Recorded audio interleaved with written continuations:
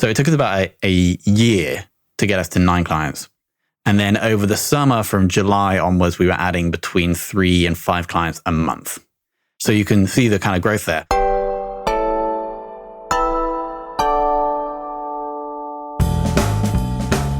Hello and welcome back to the Confessions of a B2B Marketer podcast. My name is Tom Hunt, your host, and it's been about 5 months since we released the last episode.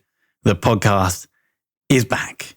And in this next 10 to 15 minutes or so, I'm going to share with you why we've taken the 5-month hiatus, what's been going on in the world of SaaS Marketer, in Fame, in bCast, what's gone well, what hasn't gone well, revenue numbers, the income report, and then also what we're going to be focusing on with those businesses, but also with this podcast going forward.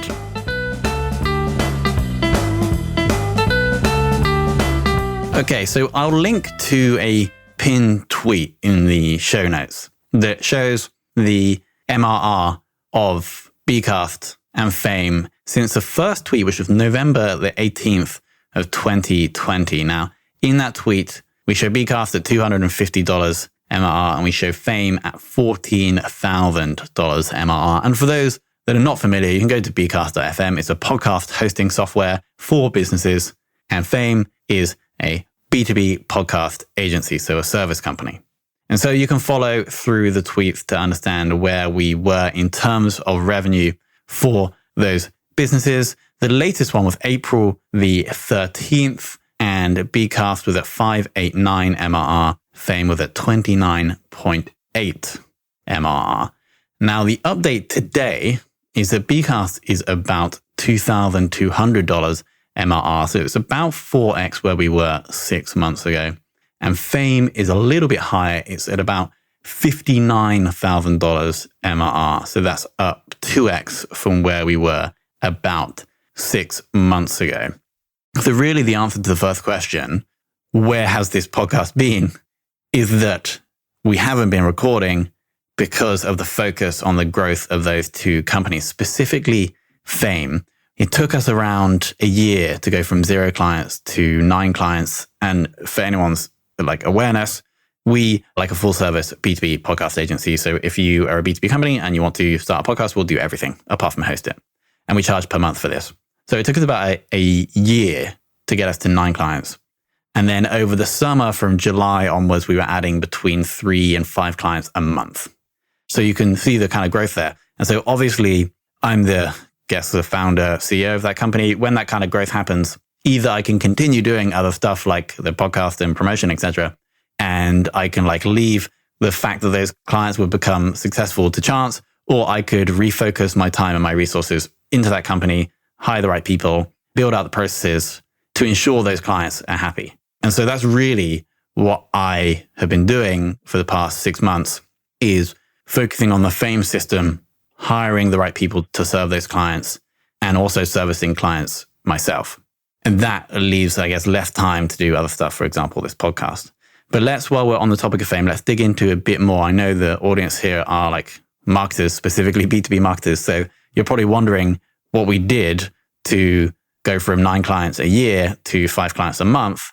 And as with any answer to the question, how did you grow? There's never really one specific answer. We focus, our number one value in the business is client happiness. And as we know, the golden rule of marketing or growth, in my opinion, is that retention is the foundation of all growth. And so we have a significantly low churn rate. And so when we bring on a client, we know on average they're going to stay for X amount of months and spend X amount of cash. And so that's really the focus of the whole company, is client happiness. And therefore, if we get that right, we know we have relatively good unit economics. And so we can then go out and spend more money to get customers. Now, there's one paid channel that is working and has been working for a year. I'm probably not going to say it though, because it doesn't really make sense for me to share the paid channel that's working really, really well for us, because as soon as I say that, it could probably just get a bit more expensive and end up not working if anybody else in a similar business wants to do that. So I'm not going to mention that, but I would say that retention is the foundation of all growth. We are starting to rank for organic search for terms like podcast agency, which is a good sign. I haven't been able to track clients directly back to that, but I'm seeing impressions and clicks going up, so it's probably helping. We don't actively ask clients to refer, but we obviously have had word of mouth, or we've had clients that have started, say, a second podcast. So that's been helpful. So yeah, that's really like, there isn't a secret sauce. If you're in a B2B company and you're looking to grow, I would recommend first focusing on retention, focusing on how you can make the clients happy, reducing that churn rate. That will help drive word of mouth and referrals.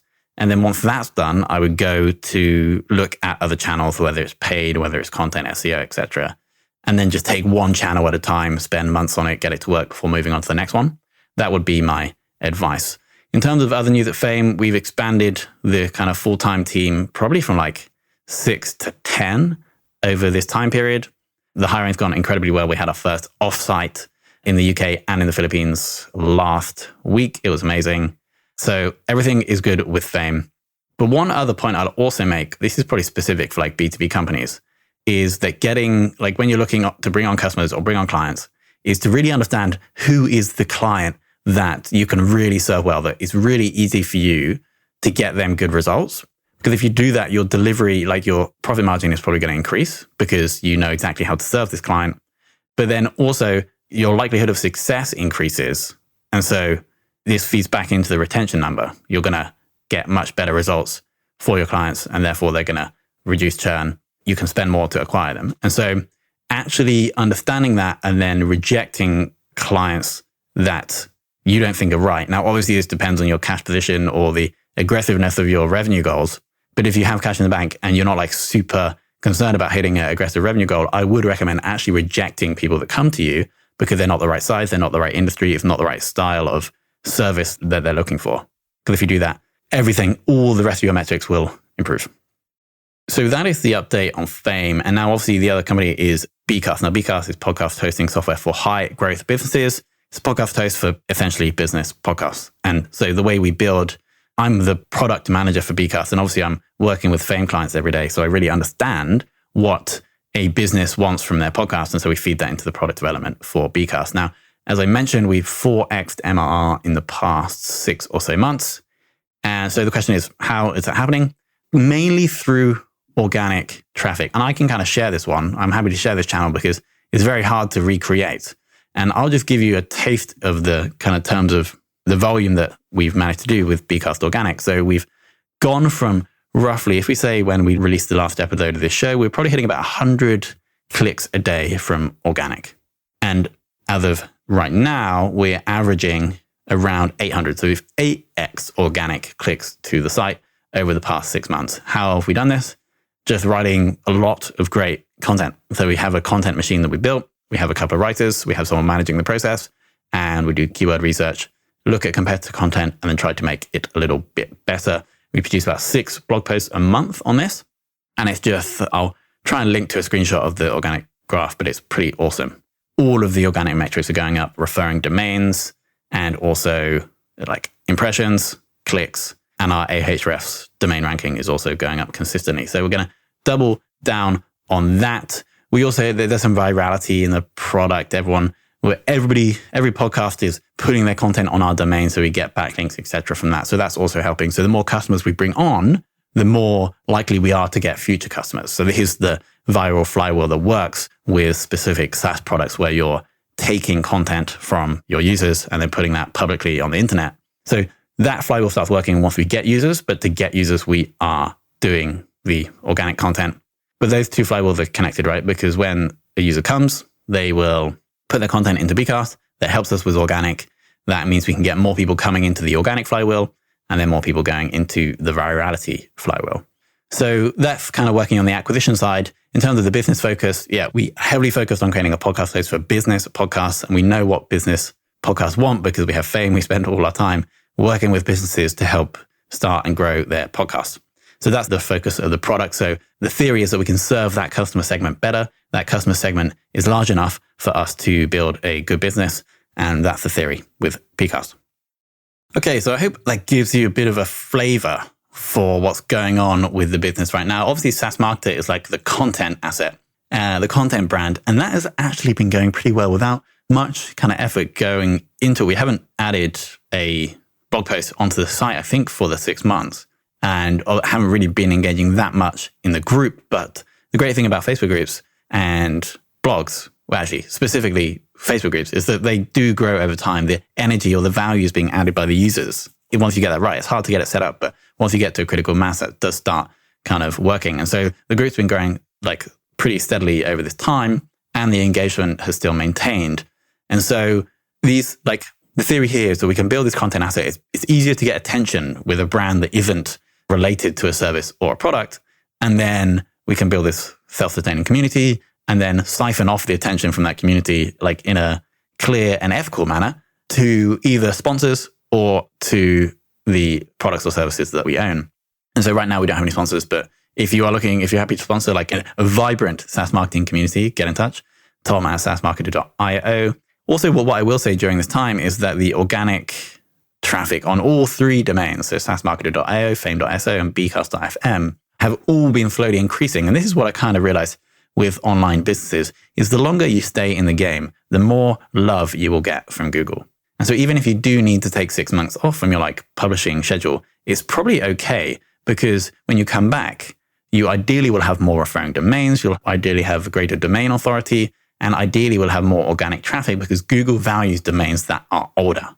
And so despite the fact we haven't really published any content on the Fame or SaaS Marketer domain really for 6 months, we are now in a better place organically to go forward, just because the domains are older, we're more established, and Google likes us more. And so that's super interesting that I wasn't really aware of. And so if you're a content marketing manager, SaaS marketing person, then the longer you have a domain up and running, the better. And so if you need to take a break, rather than like giving up on a blog or on a project, then I would recommend doing that, because when you come back, you're probably going to be in a better place. So focus going forward. I'm kicking off the content machine. It's been running very well for bCast. I'm kicking that off for SaaS Marketer and Fame. So bCast content is going to be focused around business podcasts. Fame content is going to be focused again around B2B podcasts. SaaS Marketer content is obviously going to be focused around SaaS Marketer. This podcast is going to be focused on B2B marketing. And so myself and others are going to be starting creating content that is aimed at adding value, and like content that's unique, different, and is aimed at adding value at the specific persona, whether that's a B2B podcaster, a SaaS marketer, or a B2B marketer. So that's going to be coming out on those various domains going forward. And that is going to be the focus. Now that kind of the system, the growth is happening with bCast, the system is in a much better place at Fame. And I'm looking to grow the SaaS marketer community because I think it's adding value, and I think it can be profitable, let's say, for other sponsors and also for our businesses. That is what you can expect going forward from all the brands. From this podcast, I'm going to keep updating on what I'm learning about B2B marketing here, and probably like pepper in some entrepreneurship insights. So if we do have any entrepreneurs listening or founders listening, there should be some stuff as well that I would pepper into the show. And then as we progress and I learn/meet other people in the B2B marketing sphere, obviously I'll bring them on to understand what they're learning, how they've grown their service or SaaS companies, so that you can also do the same. Anyway, I hope this episode, slightly different, was of value to you if you are in the world of online entrepreneurship /B2B/podcast marketing. Any feedback, come at us with an Apple podcast review. I'll start reading them out again on the show. So just search for Confessions of a B2B Marketer on Google or an Apple podcast, and you'll find us. Leave a rating and review, and I'll get you shouted out on the next show. You have to ping me a screenshot of the review or message me on LinkedIn with the review, and I'll make sure you get shouted out on the next show. Apart from that, I want to thank you so much for your time and attention. It means a lot to me. It means a lot to us. I want to thank you for listening, and have a wonderful day.